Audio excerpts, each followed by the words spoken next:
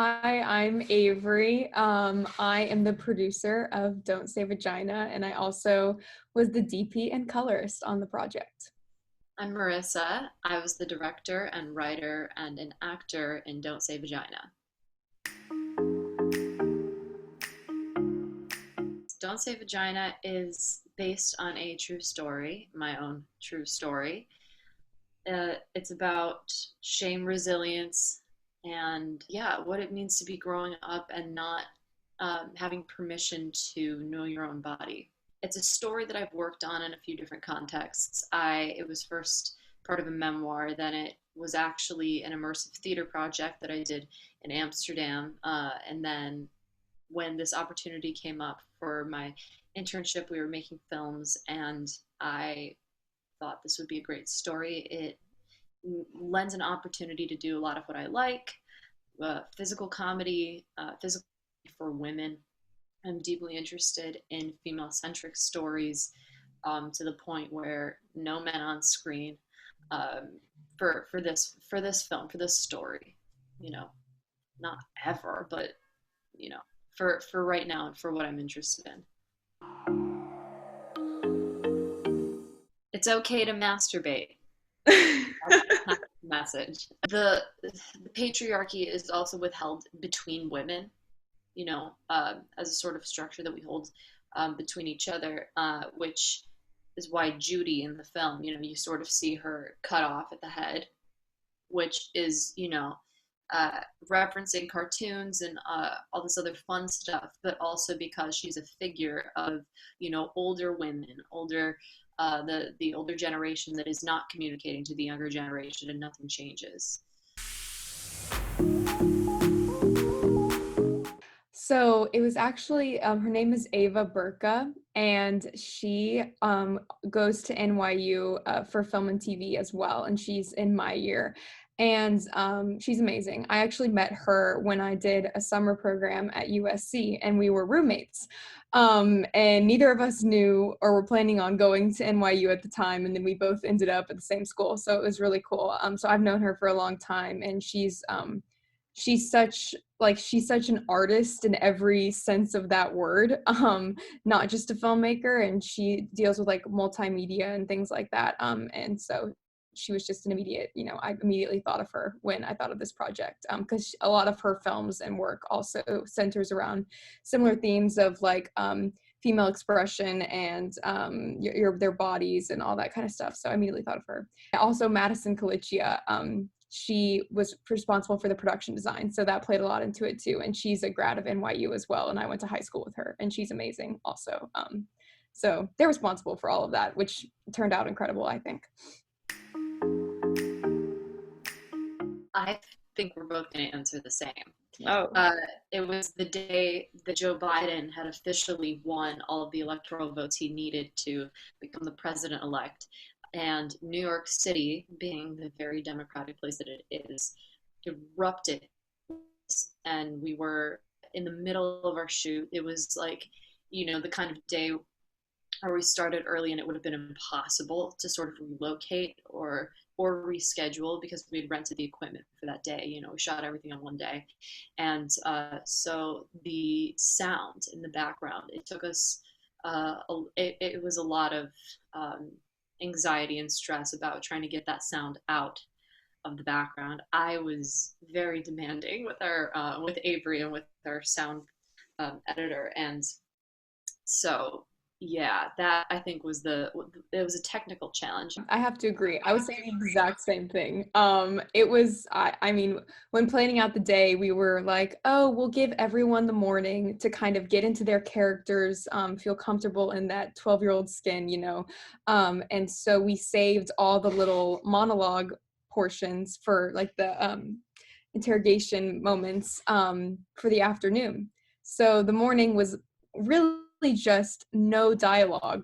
It was just kind of reaction shots, wide shots, all that kind of stuff. So we really saved all the dialogue for when all of that happened, which we couldn't have planned for. But I think our sound editor, Josh, did a really good job getting it as crisp as it is now, because we almost like couldn't even hear each other talking to 2 feet away from each other. That's how loud it was.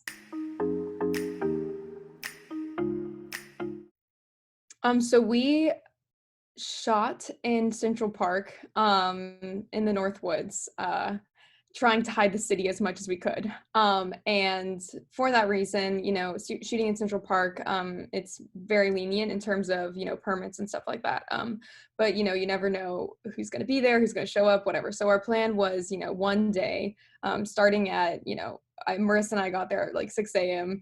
And we wrapped, our planned wrap was around 5, but we ended up wrapping like at 3:30. So we ended early, which was nice. And I think it was efficient, and we got what we needed to do. And luckily no one was there, even though it was the weekend. And I think it looked like a forest. So yeah.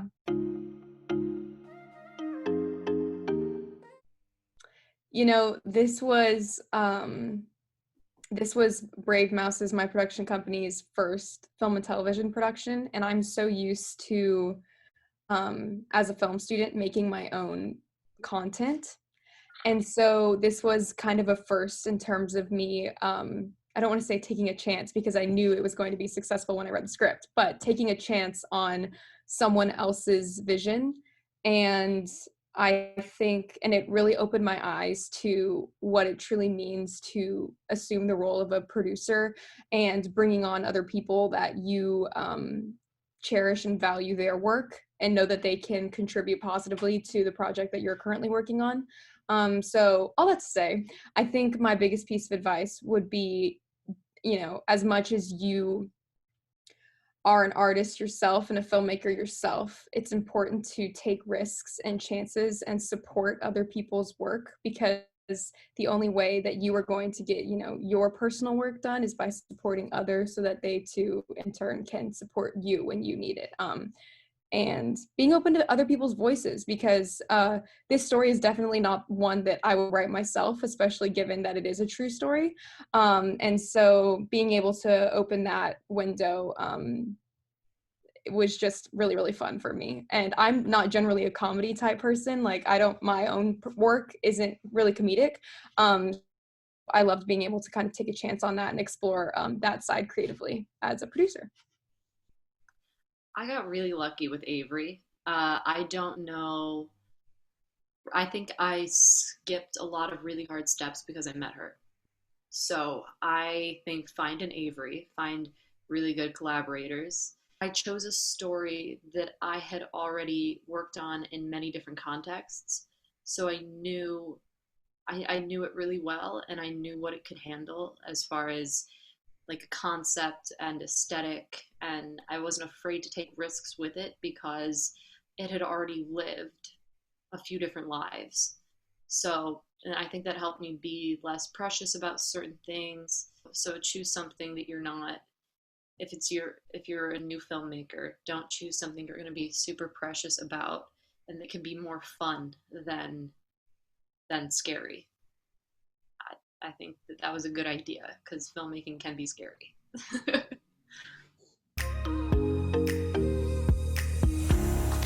Well, this is supposed to be the first installation of a series of true stories about women for women, supporting shame resilience, especially in areas of sexuality and body image. We are looking to find the next story. So if anybody out there watching this has a story that they want told, but yes, it's supposed to be a series. So we received our first acceptance, woo, like last week for the Toronto International Women's Film Festival. So that was exciting. And yeah, so we submitted first round, and we have a second round coming up for like the more, applications that open up summertime. So once it's made the circuit, it will be available, which we're so thankful for Indie Clips. Super exciting to be supporting you and all of that. I think it's so cool. And yeah, so it'll be available there for sure when it's done its run.